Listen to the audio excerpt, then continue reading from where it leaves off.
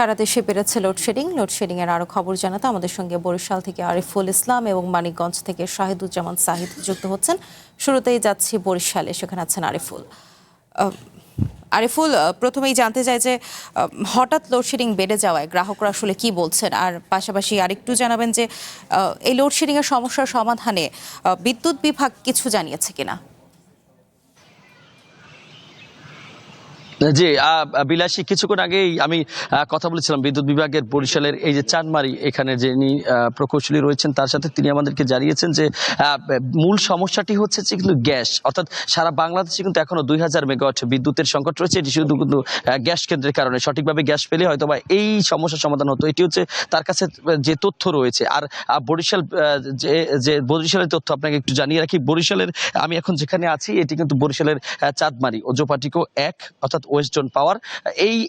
এখান থেকে আমরা যে তথ্যটি পেয়েছি, তারা আমাদেরকে বলেছেন যে গোটা বরিশালে তাদের যে বিদ্যুতের প্রয়োজন, সেই বিদ্যুতের চাহিদা পূরণে যেটি প্রয়োজন তারা সেটা পাচ্ছে না। তারা মাত্র 60% অর্থাৎ 60% বিদ্যুৎ পাচ্ছে বিধায় তাদের কিন্তু এই যে বিদ্যুৎ বিভ্রাট এটা করতে হচ্ছে, অর্থাৎ লোডশেডিংটা তাদের দিতে হচ্ছে এবং এটা দিনের চেয়ে রাতের বেশি দিচ্ছে। আমরা প্রশ্ন করেছিলাম যে রাতে কেন বেশি, যেহেতু তারা বলছেন যে দিনের বেলায় বিভিন্ন অফিস আদালত কিংবা কার্যকর্ম থাকে, এ কারণে আসলে দিনের চেয়ে রাতের বেলায় বিদ্যুৎ বিভ্রাটটা একটু বেশি হচ্ছে। তবে এই সমস্যা কিন্তু রাত আর দিন নেই, গোটা বরিশালের উপর একটি বিরূপ মানে পড়েছে। তার কারণ হচ্ছে যে একদিকে বরিশালের যে এই এক বিদ্যুৎ বিভাগ, এক ওজোপাটিকো, অপরদিকে যে পল্লী বিদ্যুৎ, এই দুই জায়গায় কিন্তু মারাত্মকভাবে সমস্যা পড়ছে। প্রতি লোকটাই যে আমাদের কাছে বলছেন যে এখানে যারা আসছেন তারাও বলছেন যে তাদের কর্মপরিধি কিংবা যে তাদের ওয়ার্কশপ রয়েছে কিংবা যারা কম্পিউটারে কাজ করে বা অফিস আদালত রয়েছে, এগুলো কিন্তু খুবই একটি সমস্যার মধ্যে পড়তে হচ্ছে। আর যারা পল্লী বিদ্যুতের আওতায় রয়েছে তাদের বিদ্যুৎ একদমই থাকে না বলে চললে, যেহেতু শহর কেন্দ্রিক কিছু সময় বিদ্যুৎ থাকলেও গ্রামে অঞ্চলে কিন্তু তেমন বিদ্যুৎ থাকছে না। এবং এখানের যে চিত্রটি সেটা হলো যে 1 ঘন্টা বিদ্যুৎ থাকলে 2 ঘন্টা বিদ্যুৎ থাকে না এবং গভীর রাতেও কিন্তু বিদ্যুৎ এখানে চলে যায়। অর্থাৎ 24 ঘন্টায় এরা একটি রোলিং এর মাধ্যমেই কিন্তু বিদ্যুৎটা নেয়া এবং দেয়ার কার্যক্রম পরিচালনা করে। তো আমরা এখানে কথা বলে যে তথ্যটি পেলাম, তারা বলছেন যে হয়তোবা গ্যাসের যদি সমস্যার সমাধান হয় তাহলে সারা বাংলাদেশের মতো বরিশালেও এই সমস্যার সমাধান হবে। যেহেতু আপনি জানবেন যে বরিশালে কিন্তু কয়েকটা ভাগে বিভক্ত হয়ে বিদ্যুৎটি সাপ্লাই হচ্ছে, অর্থাৎ ওজোপাটিকো 1, 2, পল্লী বিদ্যুৎ 1, 2 এরকম করে ভাগ করা আছে। সুতরাং এই যে তাদের সাপ্লাইয়ের যে সিস্টেমটা কিংবা বিদ্যুৎ যে তাদের পাওয়ার বিষয়টা, সেটি কিন্তু তাদের আকার ভেদে বা স্থান ভেদে সেটি কিন্তু কম বেশি হচ্ছে। অর্থাৎ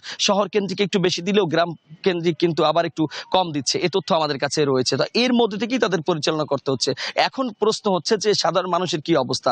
আপনি জানবেন যে বিদ্যুৎ কেন্দ্রিক যেহেতু সবকিছু, সাধারণ মানুষ একদম নির্বিশ্বাস এবং বাচ্চাদের যে লেখাপড়ার অবস্থা সেটি কিন্তু খুবই খারাপ জায়গায় পৌঁছে গেছে। অর্থাৎ বিদ্যুৎ যতটুকু টাইম থাকে সেই টাইমের পরে যেই টাইম থাকে না সেই টাইমে ঘাটতিটা আসলে বেশি পরে। তো সব মিলিয়ে যেটি বলবো সেটা হচ্ছে যে গোটা বরিশালের উপরে বিদ্যুৎ না থাকায় এখানে শিল্প কারখানা যা রয়েছে তার উপরে একটি বড় প্রভাব পড়তে শুরু করেছে। বিলাসী, এই ছিল বরিশাল থেকে এখন পর্যন্ত আমার কাছে। ধন্যবাদ আরিফুল, সঙ্গেই থাকুন। এবার একই বিষয়ে জানতে যাচ্ছি মানিকগঞ্জে, সেখানে আছেন সাহিদ। মানিকগঞ্জে লোডশেডিং এর বর্তমান পরিস্থিতি জানাবেন, আর পাশাপাশি আরেকটু জানাবেন যে হঠাৎ যে লোডশেডিং বেড়ে গেল এ নিয়ে আসলে বিদ্যুৎ বিভাগ কি বলছে।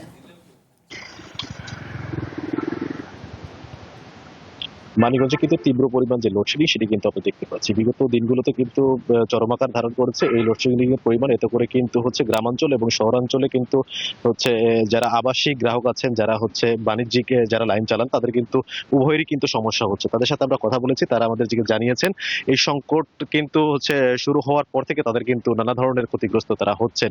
বিশেষ করে হচ্ছে শিক্ষা প্রতিষ্ঠান যেগুলো আছে বা হাসপাতাল যেগুলো আছে সেগুলোতে কিন্তু বিদ্যুৎ না থাকার কারণে এক ধরনের হচ্ছে ভোগান্তি আমরা দেখতে পেয়েছি। পাশাপাশি বাণিজ্যিক প্রতিষ্ঠান যেগুলো রয়েছে সেগুলোতে কিন্তু হচ্ছে ঠিকমতো বিদ্যুতের সরবরাহ না থাকার কারণে এক ধরনের হচ্ছে বিপর্যয় আমরা লক্ষ্য করতে পেরেছি। আপনি যেটি জানতে চেয়েছিলেন, মানিকগঞ্জ পল্লী বিদ্যুৎ সমিতির সাথে আমরা কথা বলেছি, তারা আমাদের আশ্বস্ত করেছেন যে এই সংকট দ্রুত সময়েই তারা কাটিয়ে উঠতে পারবেন। কিন্তু যে পর্যন্ত এই সংকটটি কাটিয়ে না ওঠা যাচ্ছে সে পর্যন্ত কিন্তু এক ধরনের ভোগান্তি আমরা দেখতে পেয়েছি। আমি একটু যুক্ত করতে চাই মানিকগঞ্জ পল্লী বিদ্যুৎ সমিতির যে ডিজিএম আছে, একটু জানতে চাবো এই সংকটটা আসলে কি নাগাদ কাটতে পারে আসলে। জি, আসসালামু আলাইকুম। মানিকগঞ্জ পল্লী বিদ্যুৎ সমিতির আওতায় 5,28,000 বিভিন্ন শ্রেণীর গ্রাহক রয়েছে। তার বিপরীতে আমাদের 160 থেকে 170 মেগাওয়াট লোড প্রয়োজন হয়। সম্প্রতি এর বিপরীতে আমরা সরবরাহ পাচ্ছি 130 থেকে 40 মেগাওয়াট। সেক্ষেত্রে আমার 30 থেকে 40 মেগাওয়াট লোডশেডিং করা প্রয়োজন হচ্ছে। কিন্তু সম্প্রতি এই বিষয়টা আমার উদ্বোধন কর্তৃপক্ষ অবহিত করা হয়েছে এবং সরকার এই বিষয়ে ব্যাপক কার্যক্রম শুরু করছে। আশা করি অতি দ্রুতই এই সমস্যার সমাধান হবে। ইতিপূর্বে এরকম সমস্যা ঘটেছিল, দ্রুতই সমাধান হয়েছে। আশা করি এটাও দ্রুত সমাধান হবে এবং এক্ষেত্রে আমি সকল গ্রাহকদেরকে ধৈর্য ধরার জন্য অনুরোধ করব। দর্শক আমরা শুনছিলাম ডিজিএম যিনি আছেন মানিকগঞ্জ পল্লী বিদ্যুৎ সমিতির দায়িত্বে, তিনি কিন্তু জানাচ্ছিলেন এই সংকটটা কাটানোর জন্য সরকারি পক্ষ থেকে এবং তাদের পক্ষ থেকে যে করণীয় সেটি কিন্তু তারা করছেন। কিন্তু পাশাপাশি আমরা দেখতে পাচ্ছি এই সংকটটি যত দীর্ঘ হচ্ছে, সংকটটি যত দীর্ঘ হচ্ছে, এতে করে কিন্তু ভোগান্তি কিন্তু একেবারে হচ্ছে চরম আকার ধারণ করেছে। বিশেষ করে ব্যবসা প্রতিষ্ঠান যারা চালাচ্ছে তারা কিন্তু আমাদের কাছে অভিযোগ করেছেন লোকসানের মুখে পড়েছেন। আবার কিছু কিছু জায়গায় আমরা দেখতে পাচ্ছি যে বিদ্যুৎ অফিস ঘেরাও করার জন্য মানুষ কিন্তু সংঘবদ্ধ হচ্ছে, সেটিও কিন্তু প্রশাসনের পক্ষ থেকে হচ্ছে থামানোর চেষ্টা চলছে। তো মানিকগঞ্জে এই ধরনের একটা উত্তপ্ত পরিস্থিতি কিন্তু বিরাজ করছে। এই সংকট যে দ্রুত না কাটানো গেলে এই ক্রাইসিসটি কিন্তু বড় আকার ধারণ করবে। মানিকগঞ্জ থেকে এই ছিল আমার কাছে সর্বশেষ। ধন্যবাদ সাহিদ। বরিশাল ও মানিকগঞ্জের লোডশেডিং এর খবর জানছিলাম।